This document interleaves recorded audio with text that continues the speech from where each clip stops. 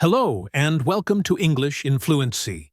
I'm Alex, and I am so happy you are here today. Let's start with a feeling. Do you ever have that feeling? The one where you wake up on Monday morning and you already feel behind.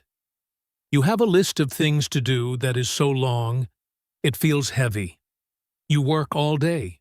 You are busy. You are answering messages. You are running from one thing to the next, and then, at the end of the day, you fall onto your sofa, and you think to yourself, "Where did my day go? I was busy all day, but I feel like I did nothing. I didn't do the things that matter to me. I didn't study my English. I didn't exercise. I didn't work on my personal project." If you have ever felt this way, you are not alone. This is the feeling of being time poor. It is the feeling of being overwhelmed. And today, we are going to change that. This video is not just about time management. This video is your English practice. Today, we are going to do two things at once. We are going to learn the most important strategies to take back control of your life.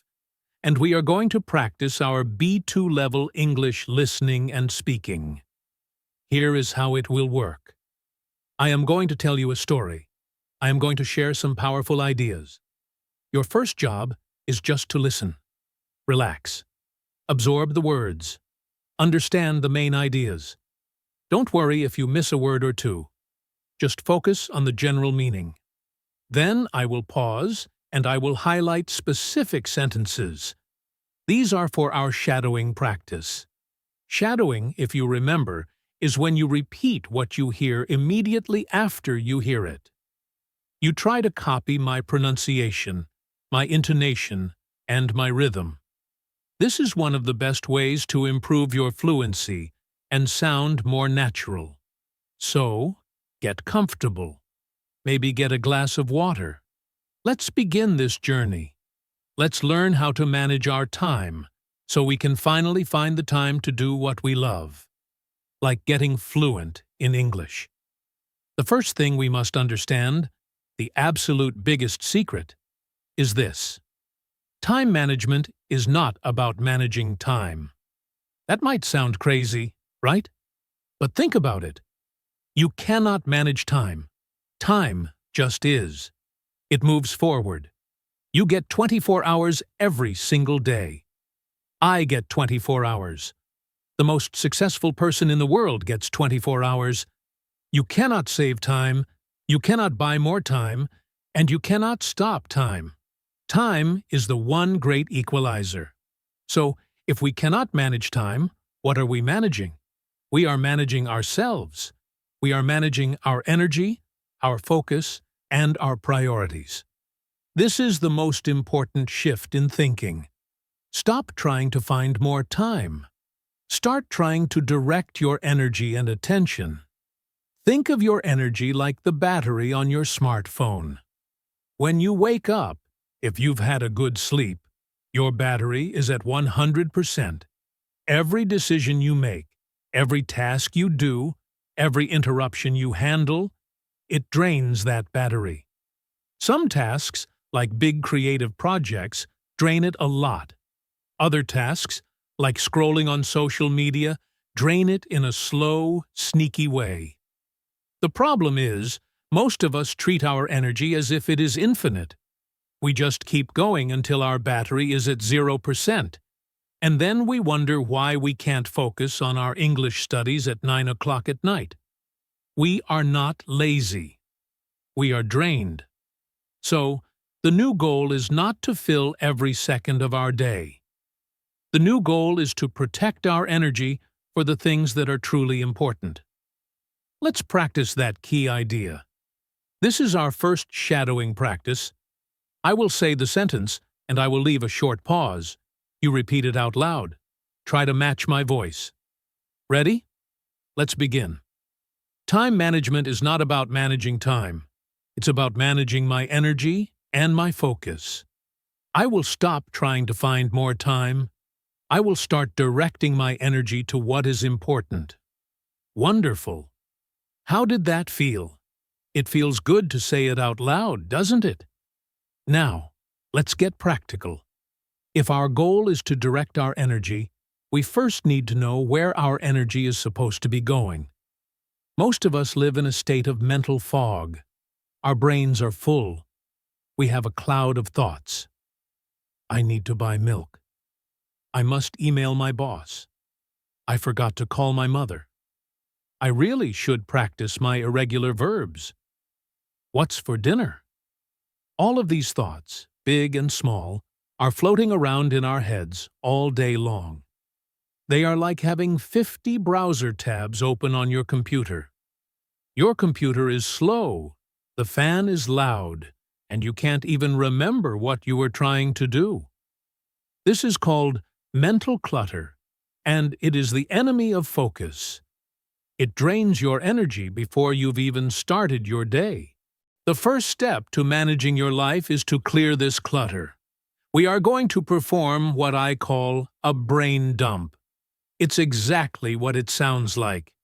You are going to dump everything out of your brain and onto a piece of paper, or into a digital document. Everything! I want you to take 15 minutes, maybe right after this video, and write down every single task, idea, worry, and to-do that you can think of. Nothing is too small. Buy toothpaste. Write it down. Finish the project report. Write it down. Plan vacation. Write it down. Research new English learning apps. Write it down. Pay the electricity bill. Write it down. Get it all out of your head. Let me tell you about a friend of mine. We'll call her Sarah. Sarah is a freelance graphic designer. She came to me and she was completely overwhelmed. She said, "Alex, I feel like I'm drowning. I'm missing small deadlines, I'm forgetting to send invoices, and I keep remembering at 3 in the morning that I forgot to reply to an important email. I feel like a failure." She was so stressed, she couldn't even sleep. I told her to do the brain dump. She was skeptical. "How is writing a list going to help?" she asked. But she did it. She took a blank notebook and she just started writing. She wrote and wrote and wrote. She filled 3 full pages. When she was finished, she looked at the list. I asked her how she felt. She took a deep breath and said, "I feel lighter. It's not in my head anymore. It's all there. It's a lot, but I can see it." That is the power of the brain dump. You stop using your brain as a storage unit. Your brain is a wonderful idea generator, but it is a terrible filing cabinet. When you write everything down, you free up your mental energy. You are no longer using your brain power to remember to buy milk. Now, you can use that brain power to solve problems, to be creative, or to practice your English. The anxiety comes from the unknown, from the feeling that you are forgetting something. Once it is on paper, it is no longer an unknown fear. It is just a list. And a list is something we can manage. Let's do some shadowing practice based on Sarah's story. Repeat after me. I feel like I am drowning in tasks. I have too many thoughts in my head. I am going to do a brain dump. I will write everything down on paper. I want to stop using my brain as a storage unit. I want to free up my mental energy. A list is not a fear. A list is something I can manage. Excellent work. So, now you have your list. If you are like Sarah, you have 3 pages of tasks. This can also be scary.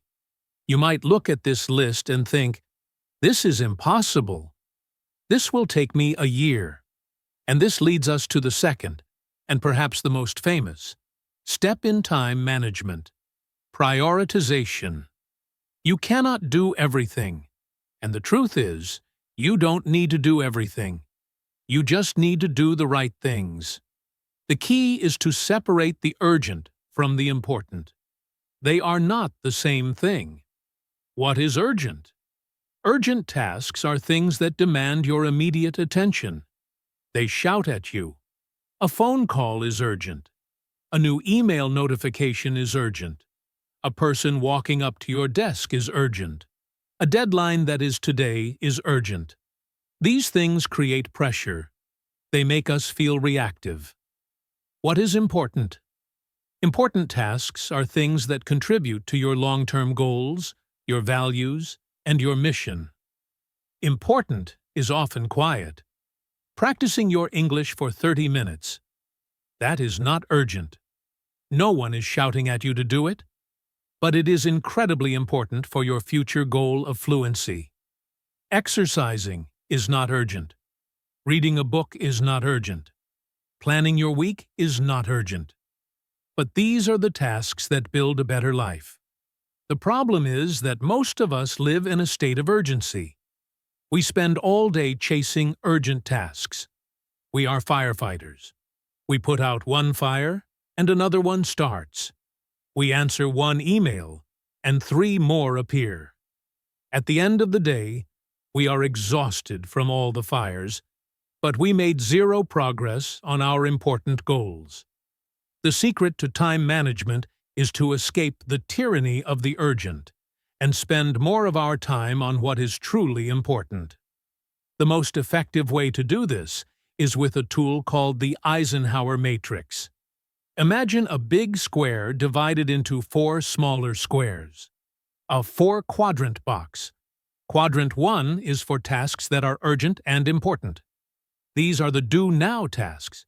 These are crises, real deadlines, and emergencies. The big presentation for the client is today. My child is sick. The car has a flat tire. We must do these things. Quadrant 3 is for tasks that are urgent but not important. This is the trap quadrant. This is where most people waste their time. These are interruptions. Many emails, many phone calls, many messages. A colleague asking for just a minute of your time for something that isn't important to your goals. These tasks feel important because they are urgent, but they often don't help you at all. The goal here is to delegate, delay, or delete. Can this email wait? Can you say no politely? Can you check your email only 3 times a day instead of every 5 minutes? Quadrant 4 is for tasks that are not urgent and not important. This is the delete or limit quadrant. These are time wasters. Mindlessly scrolling through social media for an hour. Binge watching a TV show you don't even really like. Playing a game on your phone just to avoid a bigger task. These are escapes. Now, we all need to relax, but we must be intentional about it. Often, we fall into quadrant 4 because we are too tired from living in quadrants 1 and 3. And finally, the magic quadrant. Quadrant 2. These are the tasks that are not urgent, but are important. This is the schedule quadrant. This is where your real life is built. This is where your goals live. What's in quadrant 2? Planning your week, learning a new skill, building relationships, exercise, healthy meal prepping, reading, working on a long-term project. Because these tasks are not urgent, they are easy to postpone. It's easy to say, I'll study English tomorrow. I'll start exercising next week. And tomorrow never comes. The key to effective time management is to schedule your quadrant 2 tasks.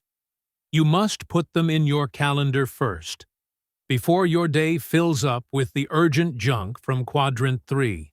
Let's think about another person. Let's call him Mark. Mark is a university student. His brain dump list is huge. He has study for chemistry exam, call mom, do laundry, reply to 20 messages in the group chat, research internship, go to the gym, and finish level 10 of his video game. He feels overwhelmed, so he applies the matrix. Study for chemistry exam. That's quadrant 1. It's due tomorrow, so it's urgent and it's very important. He must do that. Research internship. That's quadrant 2. It's not urgent. The deadline is in a month, but it is extremely important for his future career. He needs to schedule time for this. Reply to 20 messages in the group chat. That's quadrant 3. It feels urgent because his phone is buzzing, but it's not important. He decides to check it only at lunchtime. Do laundry. That's also quadrant 3. It's urgent. He has no clean clothes, but it's not important in the big picture sense. It's a chore. Maybe he can do it while listening to an English podcast, combining it with a quadrant 2 goal. Finish level 10 of his video game. That's quadrant 4. Not urgent, not important. It's pure escape. He decides to limit this to 30 minutes after all his quadrant 1 and 2 work is done, as a reward. Suddenly, Mark has clarity. He knows what to do now. He knows what to schedule. And he knows what to limit or delegate. He's no longer just reacting. He is in control. This is a deep concept, so let's do a longer shadowing practice. Really focus on the difference between urgent and important. Repeat after me. I need to separate the urgent from the important. Urgent tasks demand my attention now. Important tasks contribute to my long-term goals. Most people get trapped by urgent but not important tasks. This is quadrant 3. It's a trap. My important goals are in quadrant 2. My English practice is a quadrant 2 task. It is important, but it is not urgent. I must schedule my quadrant 2 tasks. I will put them in my calendar first. I will not let my day fill up with junk. I am in control of my priorities. Fantastic. You are doing great. This is a long session, but this is how we build listening stamina, which is critical for B2 fluency. So, we have our brain dump list. We have our priorities from the Eisenhower matrix. We know what we are supposed to be doing. Now, how do we actually do it? This is part 3. Execution. This is where we build a system so we don't have to rely on willpower. Willpower is like a muscle. It gets tired. A good system works even when you are not feeling motivated. The first and most powerful system is called time blocking or time blocking. It's very simple. You take your calendar and you schedule everything. I mean everything, not just your appointments and meetings. You schedule your quadrant 2 work. You schedule your brain dump tasks. You even schedule your breaks, your lunch, and your quadrant 4 free time. You are giving every single hour of your day a job. So, Sarah, our designer, she looked at her calendar. It was mostly empty, which is why she felt so chaotic. She just reacted to emails all day. Now, she blocks her time. Her calendar looks like this: 8 a.m. to 8:30 a.m. Review the day. Light email check 8:30 a.m. to 9 a.m. Go for a walk 9 a.m. to 11 a.m. Deep work on client project Alpha 11 a.m. to 11:15 a.m. Break 11:15 a.m. to 12:30 p.m. Deep work on client project Beta 12:30 p.m. to 1:15 p.m. Lunch 1:15 p.m. to 2 p.m. Administrative block, send invoices, answer emails, make phone calls, 2 p.m. to 3:30 p.m. Client meetings, 3:30 p.m. to 4 p.m. English practice, 4 p.m. to 5 p.m. Plan tomorrow, final email check. 5 p.m. Shut down computer. Day is over. This looks rigid, doesn't it? It looks like a prison.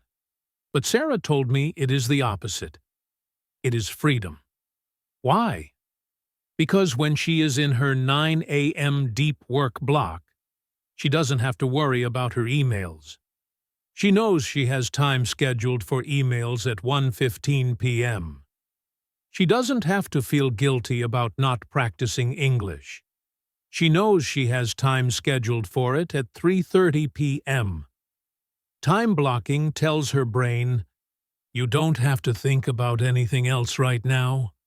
You only have to do this one thing." It gives her permission to focus. A powerful partner to time blocking is task batching. This is the idea of grouping similar tasks together and doing them all at once. Remember our chef analogy? A chef doesn't run around the kitchen doing one tiny thing at a time. He does prep. He chops all the vegetables. Then he prepares all the sauces. This is batching. For us, this means don't check your email 30 times a day. Check it 3 times a day in one batch. Don't run one small errand every day. Do all your errands on Saturday morning. Don't pay one bill on Monday, one on Wednesday. Pay all your bills at the same time. Why does this work? Because of something called context switching. Context switching is a B2 level term. It means changing from one type of task to another. Let's say you are writing an important report. Suddenly, your phone buzzes. You check it. It's an email about scheduling a meeting. You reply to it. Then you try to go back to your report. But where were you? Your brain has to reload all the information about the report. It has to switch context. Scientists say it can take up to 20 minutes to get back into a state of deep focus after just one small interruption. Context switching is the enemy of productivity. Task batching is the solution. When Sarah does her admin block at 1:15 p.m., she is only in admin mode. Her brain is efficient. She clears her inbox, sends invoices, makes calls. Boom, boom, boom. Then she's done. She doesn't let those small tasks infect her deep work design time. Let's practice shadowing these execution strategies. Ready? I need a system, not just willpower. I am going to try time blocking. I will give every hour of my day a job. This is not a prison. This is freedom. It gives me permission to focus on one thing. I will also use task batching. I will group similar tasks together. This stops me from context switching. Context switching is the enemy of productivity. I will check my email in a batch, not all day. This protects my deep work time. That was a longer one. Great job. You are building muscle. Now, what if you have a task that is so big and so scary that you just can't start? This is the problem of procrastination. Even if Mark schedules research internship, when that time block comes, he might just stare at his computer, feeling overwhelmed. Where do I even begin? For this, we have another technique. It is called the Pomodoro technique.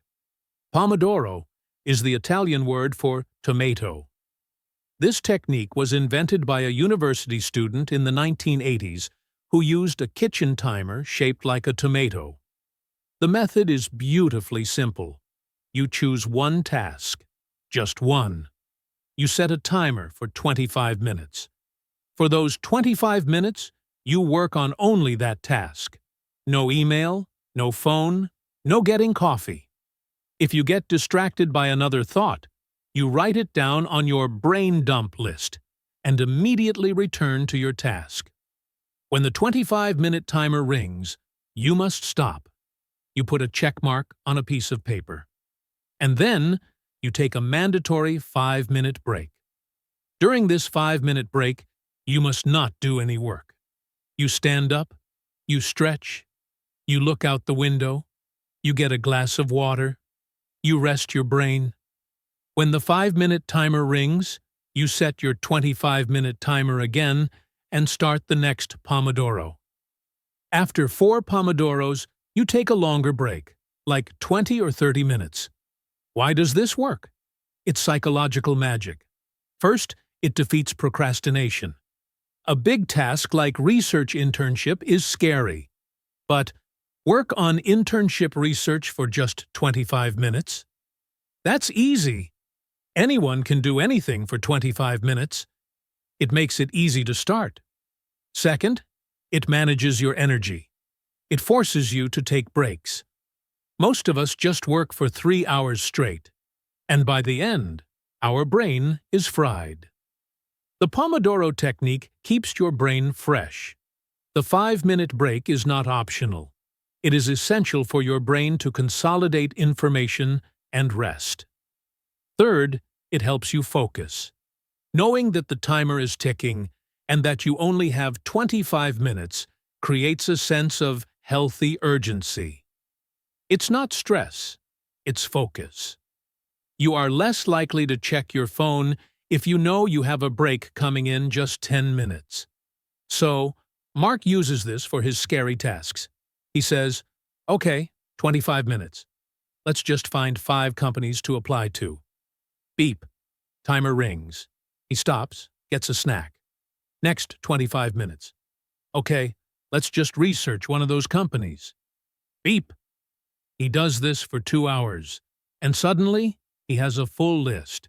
He's researched 3 companies, and he's even started his application. The impossible task got done, 25 minutes at a time. This is perfect for English study. Study English is too big. But do one 25-minute Pomodoro of grammar exercises? That's easy. Do one 25-minute Pomodoro of shadowing practice? Very achievable. Let's try shadowing the Pomodoro technique. Repeat after me. If a task feels too big, I will use the Pomodoro technique. I will work for 25 minutes with total focus. No phone, no email. Just one task. When the timer rings, I must take a 5-minute break. This break is essential for my brain to rest. An impossible task becomes easy, 25 minutes at a time. I can do anything for 25 minutes. This is how I will fight procrastination. Wonderful. One more execution strategy, and it's a powerful one. This one is about when you do your tasks. It has a funny name. It's called "eat the frog." This phrase comes from a quote by the famous author Mark Twain. He said, "If it's your job to eat a frog, it's best to do it first thing in the morning. And if it's your job to eat 2 frogs, it's best to eat the biggest one first." What does this mean? The frog is your worst task. It's that one task on your list that you are dreading. You are procrastinating on it. It's big, it's difficult, it's unpleasant. Maybe it's making a difficult phone call. Maybe it's writing that 10-page report. Maybe for you, it's practicing your English speaking, because that's the part that makes you nervous. The Eat the Frog strategy says, you must do that one horrible, important task first thing in the morning. Before you check your email, before you look at social media, before you do any easy, shallow work. Why? Because in the morning, your energy and your willpower battery are at 100%. That is when you are strongest.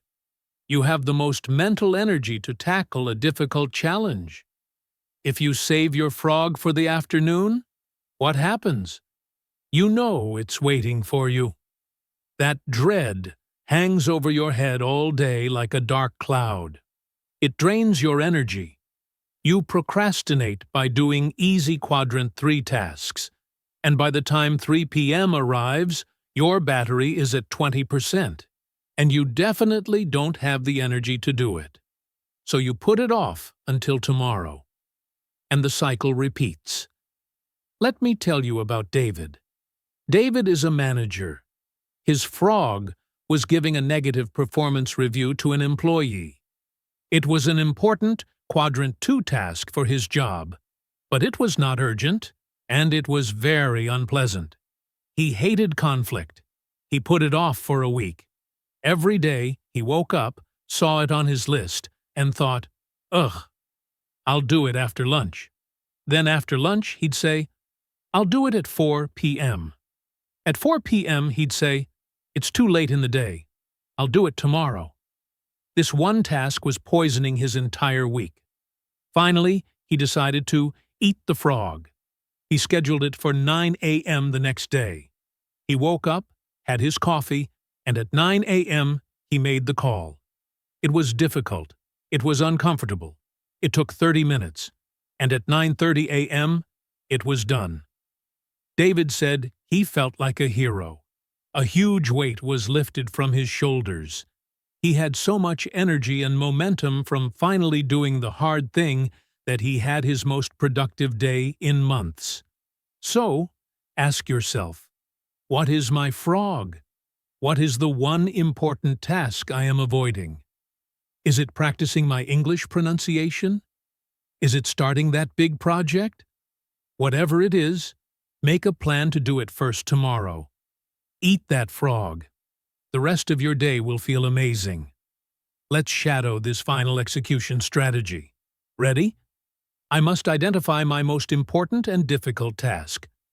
That task is my frog. I am procrastinating on my frog because it is unpleasant. This drains my energy all day long. Tomorrow, I will eat the frog. I will do my hardest task first thing in the morning. I will use my peak energy for my peak challenge. After I eat the frog, I will feel powerful and have momentum. This is how I win the day. You are doing an incredible job.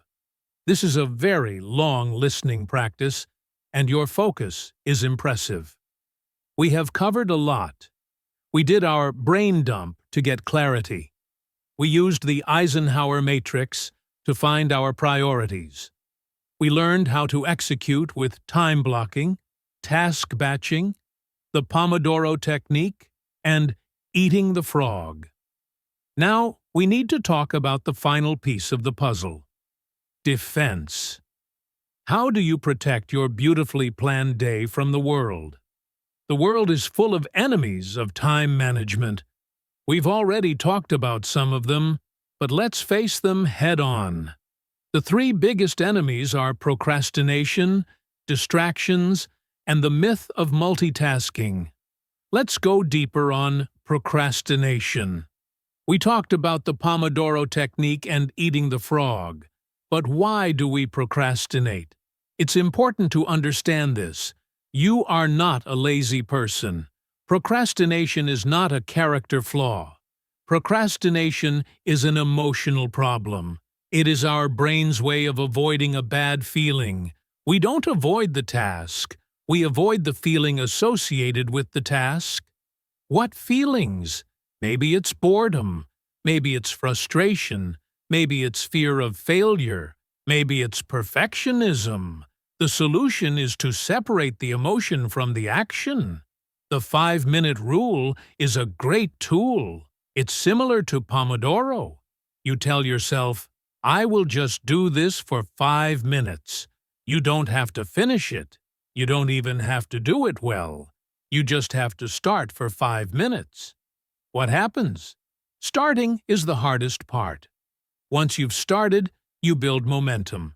After 5 minutes, you often think, okay, this isn't so bad. I can go for another 5. The action changes the emotion. You were afraid, but now you are doing. Another solution is to break the task down into laughably small pieces. Practice English is too big. Open my grammar book is tiny. Read one rule is tiny. Do 5 practice questions is tiny. Make the first step so small, it is impossible to say no to. You are not lazy. You just need a better strategy to manage your emotions. The second enemy is distractions. Distractions are the main weapon that Quadrant 3 uses to destroy your Quadrant 2 time. In the modern world, the number one source of distraction is in your pocket, your smartphone. It is an amazing tool, but it is also a distraction machine. Those little red notification bubbles, the buzz in your pocket, the sound of a new message. Those are designed by thousands of engineers to do one thing: steal your attention. They know it gives you a tiny hit of a chemical called dopamine. It's a tiny reward. It's addictive.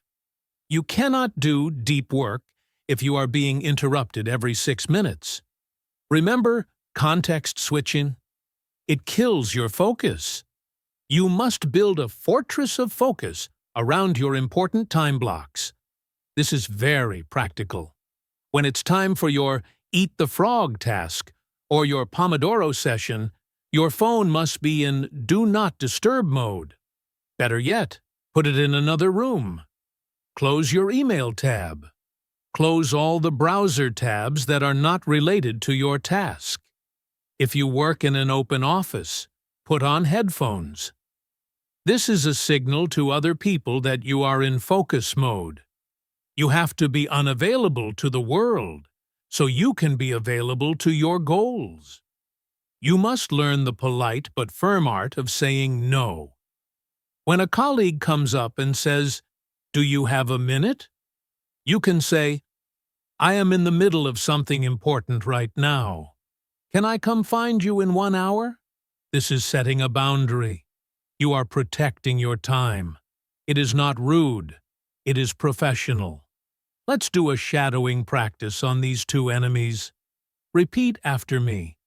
Procrastination is an emotional problem, not a character flaw. I am not lazy. I am just avoiding a bad feeling. I will use the 5-minute rule to just get started. Action changes the emotion. Starting is the hardest part. Distractions are the enemy of my focus. My phone is a distraction machine. I will build a fortress of focus. I will put my phone in another room. I will close my email. I am protecting my important quadrant 2 time. It is not rude to set boundaries. It is professional. That was so strong. Okay, the final enemy. This one is a lie that our culture tells us.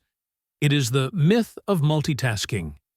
Many people believe that being good at multitasking is a valuable skill. They think it means they are busy and productive. This is 100% false. Your brain cannot multitask. It is biologically impossible for your brain to focus on 2 high cognitive tasks at the same time. You cannot write an email and listen to a podcast and understand both. You cannot study for your chemistry exam and follow a group chat. What you think is multitasking is actually rapid task switching. Your brain is just jumping. Jump, jump, jump. From the email to the podcast. Back to the email, back to the podcast. And every time it jumps, it costs you time and energy. Remember context switching? This is what it is. People who multitask are slower, they make more mistakes, and they are more stressed than people who do one thing at a time. They feel busier, but they are less productive. The only exception is doing a low cognitive task and a high cognitive task. For example, you can listen to an English podcast while you are washing the dishes. You can think about your project while you are going for a run. This is actually a great strategy. We call it pairing. But you must stop trying to multitask at your desk.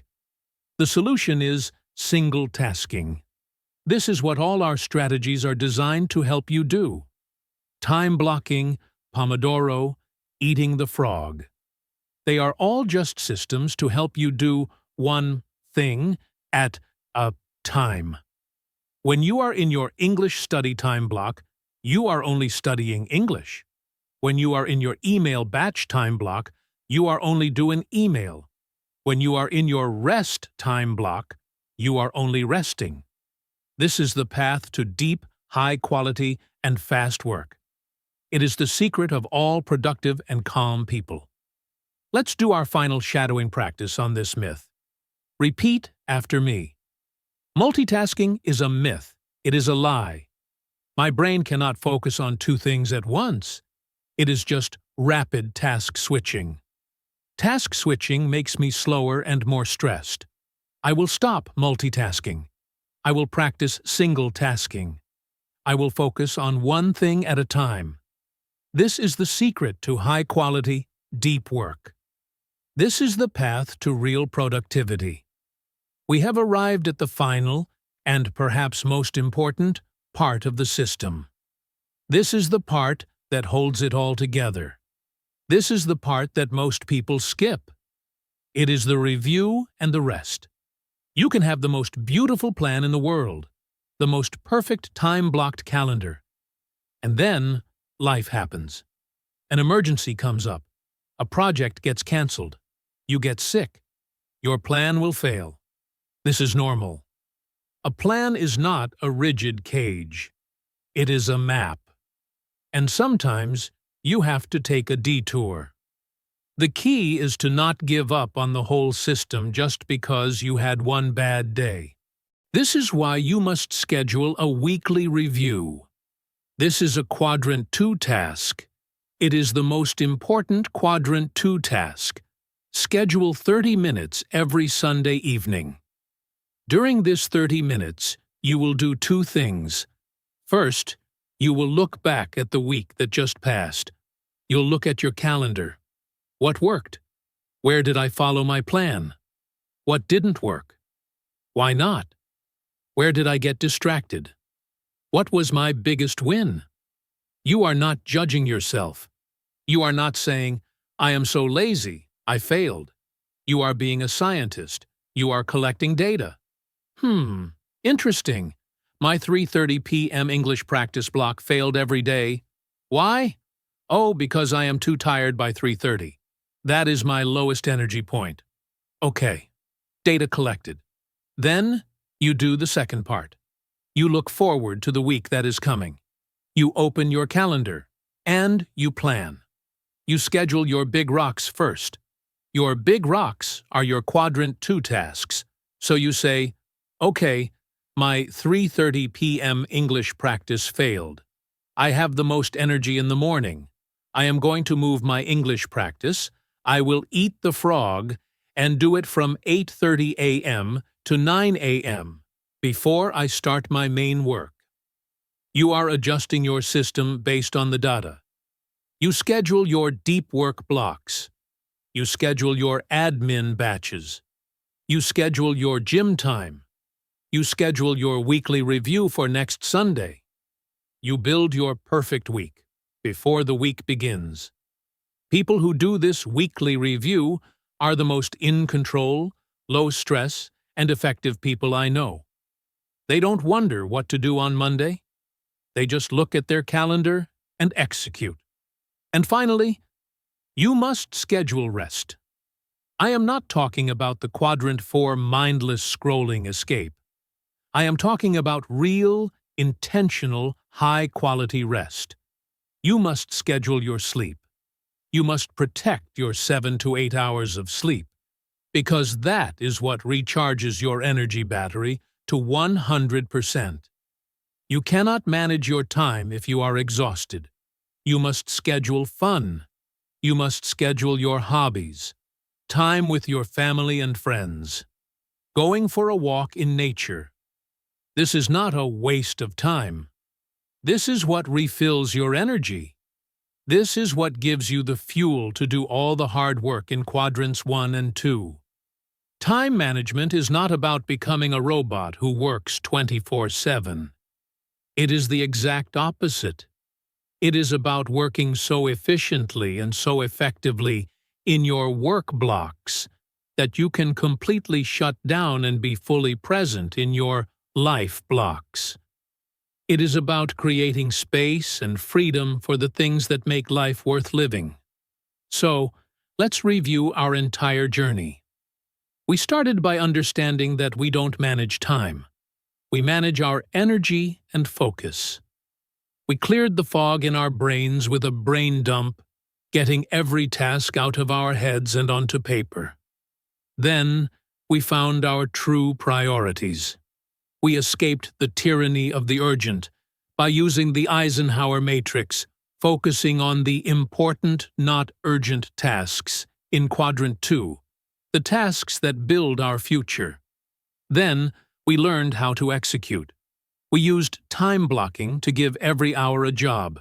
We used task batching to destroy context switching.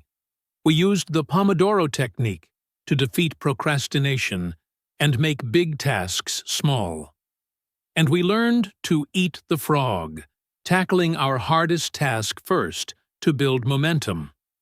Finally, we learned how to defend our time by fighting procrastination, eliminating distractions, and busting the myth of multitasking.